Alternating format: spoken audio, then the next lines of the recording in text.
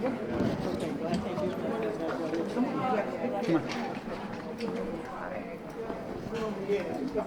I'm going to lower this in advance a little bit because there's a lot of shorter people coming up there. Well, there's a lot of shorter people coming up next. Here, but no, that's good. Can we let Stacy go next? Yeah. Stacy, come on in here. Mommy, you want? Yeah. Yeah. Come on here, Randy. Come on here, squeeze in. Okay. All right. Good evening, everyone. Tonight, the Chicago Teachers Union's House of Delegates voted to approve a tentative agreement with the Chicago Public Schools. We believe this is an agreement which will produce real, lasting benefits in our schools. It's a contract that we can believe in. It has meaningful improvements in class size and in staffing and a number of other features which we believe will help transform public schools in Chicago. There's one issue, however, that's an important issue. Our union does not have a return to work agreement. Our delegates told us in no uncertain terms they were not going back to work unless there is a provision made for making up the instructional days that have been lost over the last 10 days. Our members want to return to work. Everyone was clear about that. However, the mayor of the city of Chicago has said that we will not be able to make up lost instructional days. As teachers in this city who educate students, we have a number of requirements. We teach a curriculum that is mandated by the state. We deliver instruction to students who take third grade benchmarks. We give instruction to students who take important tests. We need instructional time with those students. This has been an argument the city has made. This has been an argument that we've seen in the Sun-Times and other newspapers. They said can't lose instructional time. And we do not understand why the mayor cannot simply call and say, we'll give you an agreement to make up the instructional time. If the mayor calls, and I take that call and she says that we have an agreement on that, we'll be back at work tomorrow. If she does not call, then we're continuing to be on strike tomorrow. We're asking members of this union to meet tomorrow at 10 a.m. at City Hall. We'll take the case directly to the mayor. We'll ask her personally, please agree to restore instructional time so that this strike can end and then we can go back to work. That's right. We miss our students. We want school to continue.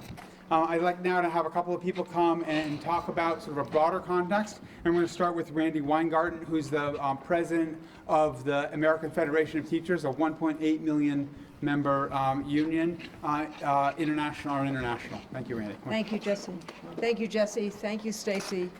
So I have been through many contract struggles and many legislative struggles on a national level, on a state level, and on a local level.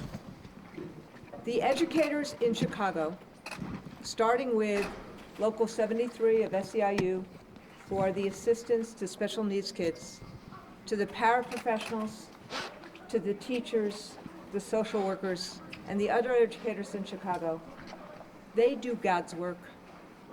They, every single day, find ways to ensure that kids have the support they need for their futures. This strike, like the strike in West Virginia, in Oklahoma, in Arizona, in Los Angeles, these are all strikes about ensuring that we have the support and the resources we need, not only to live in the places that we teach, but to have those resources that our kids need to thrive. I've been on many lines in the last few days. What you hear from teachers and from paras is we need the class sizes, we need the nurses, we need the guidance counselors. We need to be able to make instruction real and vital. And frankly, what we also need is the kind of time, like the prep time, that they have in countries that outcompete us. We actually teach in the United States of America an hour more a day than the countries that outcompete us. The mayor has said that instructional time was really important. We agree. And every one of our members expressed today that we need to actually see our kids and have the make-up instructional time to deal with our kids who are going to college, to deal with our kids in elementary schools.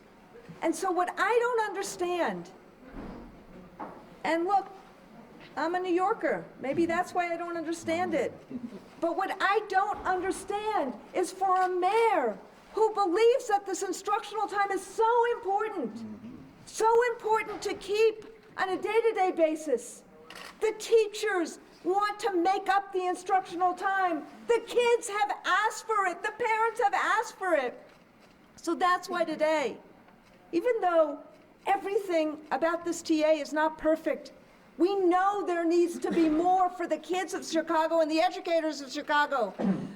But the CTU got together and said, we want to close this chapter and make sure that we get back to school together. So I'm asking the mayor, in good faith, let's close this chapter together and let's get back to school and get back the instructional time to help all our kids in Chicago. Thank you. Yep. Right as you were making your opening statement there, CPS canceled class officially for tomorrow. Does your offer to go back to class tomorrow still stand? Could they kind of retract that and say? I'll take questions as soon as we've got a couple more people, and I want to have Dan Montgomery, who's the president of the IFT, and I will take questions. Good evening, Dan Montgomery, President of the Illinois Federation of Teachers. I want to say that teachers and paraprofessionals all over the state of Illinois not only stand with Chicago, but we're proud. This is a historic moment here. The members of this union have worked very hard and under very difficult circumstances to achieve gains for the city, for the children of this city. And when you look at the contract that they've just tentatively approved pending this resolution on makeup days, it is historic. And that's why you've seen everywhere, as Randy said, when we're on the line, you see parents and community members with the teachers and paras. They want this for the city.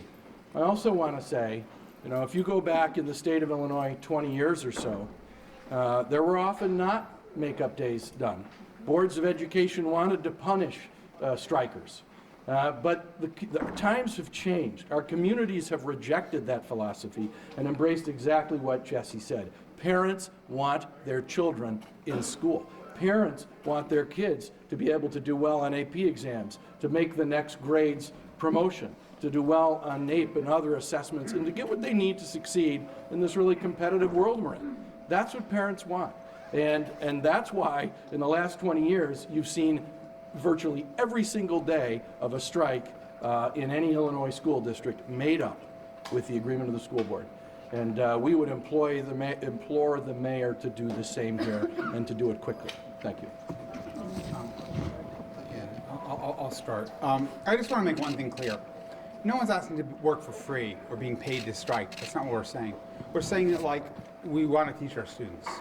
Right now, we feel like this is punitive on the mayor's part. That she's basically she backed herself into a corner by saying she wouldn't do it. She's hoping that would intimidate us from standing up for what we stood up for.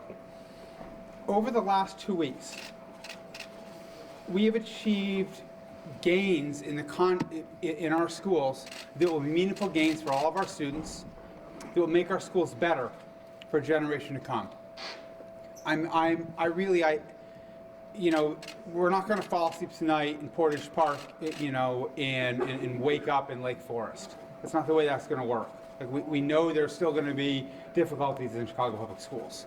But the commitment for nurses in our schools, a nurse in our school every day by the end of this contract, a commitment for enforceable class size provisions, commitments for social workers, commitments for resources to help coordinate with homeless students, and I could go on and on. We feel like important things were accomplished during the last 10 days. Things that would never have been accomplished if we hadn't walked the picket lines. Would not have been accomplished. Things that had not been accomplished after decades and decades of us going with our hat in our hands and begging. It was only when we raised our collective voices that we got those things in an agreement. Absolutely. And now we feel like we're just being punished because we had the audacity to defy the mayor. And that's not right. Because ultimately, if this is a mayor that could have been negotiating with us when she first came to office in May or in June or in July or in August. She didn't have to wait till September to negotiate class size with us. She didn't have to wait till there was a strike to put nurses and social workers in schools. She didn't have to do any of that. But that's what she did. to settle the strike. We have now an agreement, and now her last card is to try to punish us for what we did. And our members are very clear. We have a tentative agreement. We're happy about it. I'm happy to say to the mayor, you did the right thing. You met your campaign promises. Not perfect. Don't want to oversell that. Our members, by the way, still have to ratify this thing. If we ever get back to work, we'll take a ratification and have a new contract. But we're not walking away from 2 weeks of school. And so with that, I'll take some questions. Would you be willing to, say, lose some of the Christmas or the holiday break or spring break? Is it always tacked on at the end? Not necessarily. I mean, I think we'd have to look at the way to do it. You know, but this requires a willingness to bargain with us over it and to get into the details of it. And I stand here ready and willing to do that. City Hall seems sort of surprised about this, that it didn't come up in your discussions yesterday. And when they said, okay, what's holding this up? And now they seem a little like, why didn't we hear about this before? Yeah, I mean, this has always been a thing. Like, I mean, you know, there's It's labor law. yeah, it's labor law. Strikes end with a return to work agreement. And, you know, I mean, if the mayor is going to hire a labor negotiator who's negotiated 500 contracts and has been doing it since 1987, you'd think she would have taken his advice and asked him about it. But I think instead what happened is, you know, this is a mayor who has felt personally affronted and challenged by the fact that teachers have been on picket lines. It was never personal. It was never the case that look, nurse, you can go back in 2012 and look at the picket signs that we made in 2012. And it talked about we want a counselor, we want clinicians, we want social workers at every school. That's right. We walked with those signs. We made yard signs. In fact, I saw one the other day. Someone still had one from 12. I never heard of Lori Lightfoot when we did that. This is not about her. This is about what we need to do for our students. Are you willing to make up that time if it was unpaid, if the mayor offered that? We don't work unpaid. We don't do unpaid work. No, you know, and if the mayor came and said, let's make an arrangement to try to figure out how to work it in. 10 days is a lot of days to make up. I don't think our members necessarily want to be working all through Christmas break any more than students want to be coming in on Christmas break to do that. So, but I'll take her call. I just, right now, the immediate announcement we got was that school was canceled. Can you give us a sense of the debate tonight? Because the vote was not unanimous. Oh, no, not at all. Yeah, come on, Stacey. Thanks, Marianne, because I saw your tweets when I was inside. First off, no, it's fine. I want to say thank you. I want to say thank you to Chicago for your extraordinary patience, your extraordinary trust in your teachers, your school clerks, your teachers' assistants, your school nurses, your social workers and clinicians. I want to say thank you to parents for believing us, for trusting us. That means a lot. I want to again apologize to all of the athletes here in Chicago the student athletes in Chicago who had to endure this strike. It was not fair to you, and you're never going to get that moment back. And we are sincerely sorry about those missed opportunities. I appreciate the love, the support, and the respect that we received from a multitude of people, from the citizens who left coffee cards, at Dunkin' Donuts or Starbucks, to those who dropped off sandwiches and cookies and donuts, to those who blew horns at us when it was raining outside, to those who came by and walked with us. All of you deserve a great big thank you from everyone, and we thank you. Thank you so very much. Thank you. Thank you. Hold on, Marianne. The question was, there was debate. The vote was not unanimous. So let me tell you, two things about what you all are learning. Number one, y'all know way more about the Constitution of our House of Delegates than we do the U.S. Constitution. That's a fact. Number two, but not history teacher. Number two, teachers are some of your most well-read individuals, period. They do not mind speaking their mind. If you can get 25,000 teachers out on the streets, we didn't get them there because they follow blindly. We don't get them there because they just trust people. These are individuals who ask questions, who interrogate information, who have an analysis, and figure out how to make a vote. We do not expect consensus in our house. I need to say that again. We do not expect consensus in our house. What happened here tonight was absolutely expected. It is raucous in this house. We cultivate that in our house. It is important that we get in a space where people are comfortable enough to disagree, to agree, to figure it out, to make amendments, and then to take a vote. That's what we do. And that's not a new thing here. It could be about a resolution to shut down network offices, and it's gonna get the same amount of debate as this gets. That is just the nature of what we do here. Can I ask about class size? Were you surprised that people weren't as happy about the class size provisions as they seem like a big gain, $35 million, and yet there seemed like a lot of discord around that? We've been on strike for 10 days. And you don't go from 100 to 0 in a moment, and you don't go from 0 to 100 in a moment. Our members are tired, they've been sleep deprived, we're anxious, and so the details are not as clear right now. Yes, it is a tremendous gain. Look, we've never had class size enforcement in a contract ever in the history of a collective bargaining agreement with the Chicago Teachers Union. Never, right? Never. We've never done this before. And to have that in the contract is a substantial gain for the entire school district. So look, this is not the ratification process. This is a TA process. We're going to be going school to school, region to region, having these raucous debates again and taking in questions. But it is a substantial win. Look, all of these people standing here, they negotiated this contract. They negotiated. I keep telling you, we don't do anything as union bosses. We do it as rank and file leaders. You addressed the workers who supported the teachers, and there was immense support in the working class in Chicago for the teacher strike. Why didn't the CTU call for a general strike to shut the city down? I don't know. We still got time, don't we? A little bit ago, Jesse had said teachers don't work for free. What about the adequate prep time issue? Did that get resolved in this? It did not. Well, the mayor told us that we could strike for a year, and she still wasn't going to give us prep time. What's her rationale? You would have to ask her that.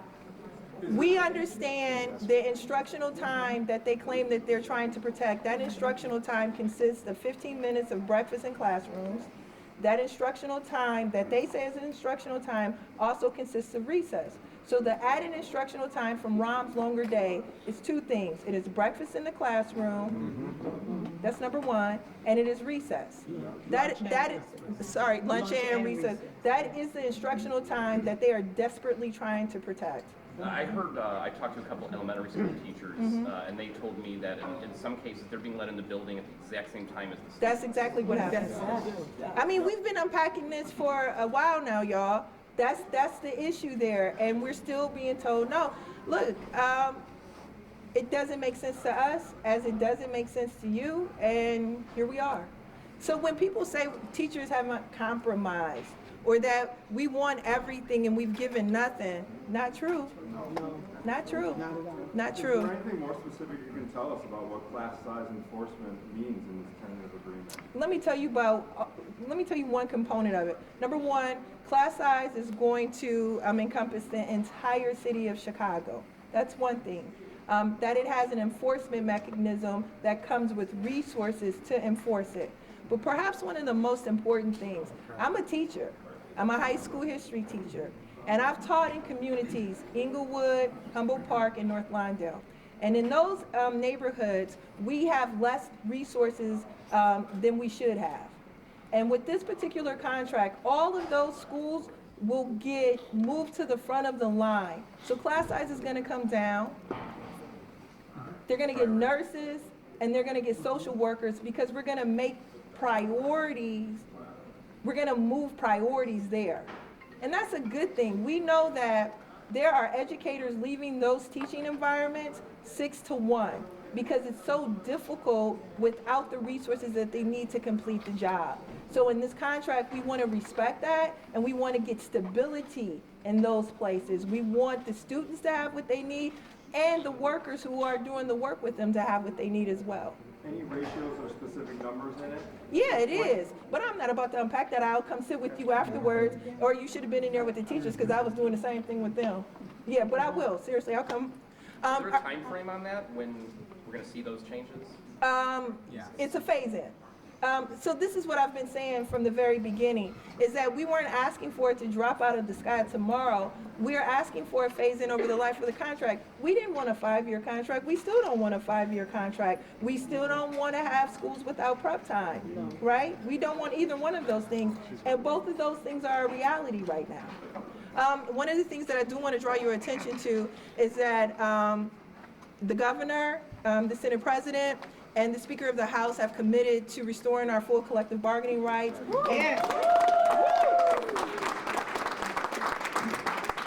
And giving all of Chicago a seat at the table when it comes to school policy. One of the things that you can't help but read on Twitter and Facebook are all of the parents who are powerless in schools, right? And they want a seat at the table, and we want them to have a seat at the table. It is our hope that having those who are most intimately impacted by school policy will also be the ones making better decisions about school policy. Look, mayoral control since 1995 has not served the Chicago public schools well. This is significant because it signals a change in how things are done in Chicago. We are proud of that too. We appreciate y'all camping out. We appreciate everything that you've done thus far. Everyone, this has really been something. Thank you. Thank you. Two more questions. Maria. Maria's got to do Spanish, and then we can take it. Yeah. Thank you. Buenas tardes. La Cámara de Delegados del Sindicato de Chicago de Maestros votó hoy a suspender la huelga y recomienda a nuestros miembros que acepten el acuerdo tentativo sujeto a la restauración de los días de instrucción perdidos durante la huelga. Queremos decir que hemos negociado un acuerdo que tiene disposiciones sin precedentes para reducir el tamaño de clase y aumentar el número de personal certificado para ayudar a nuestros estudiantes. Pero al mismo tiempo queremos decir que estuvimos negociando por 10 meses y cuando la alcaldesa entró a su posición en julio, por 3 meses demoró el proceso de negociación hasta que llegamos a huelga. Y ella misma admitió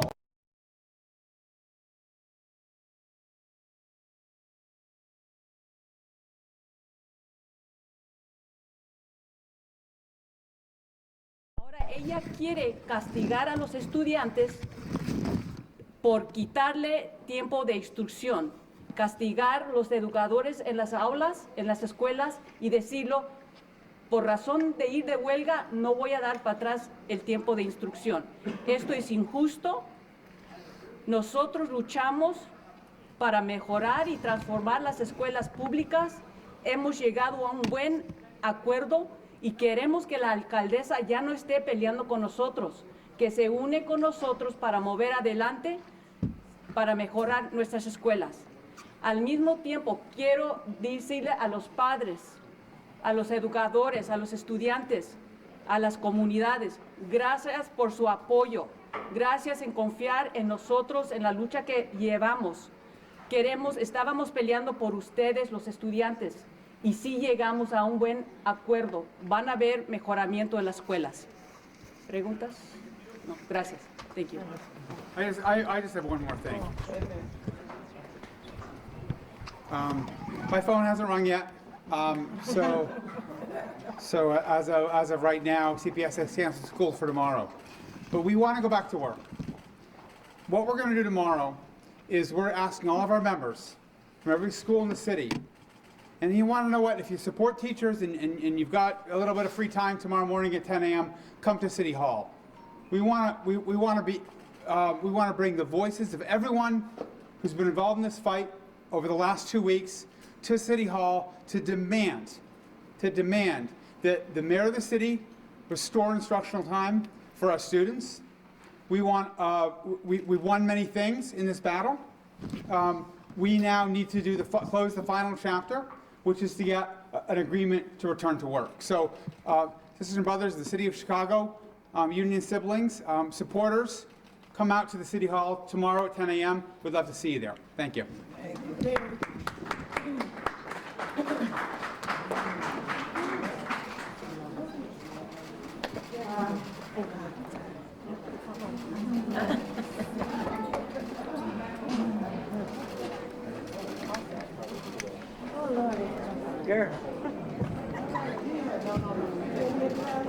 So I'm going to go to roll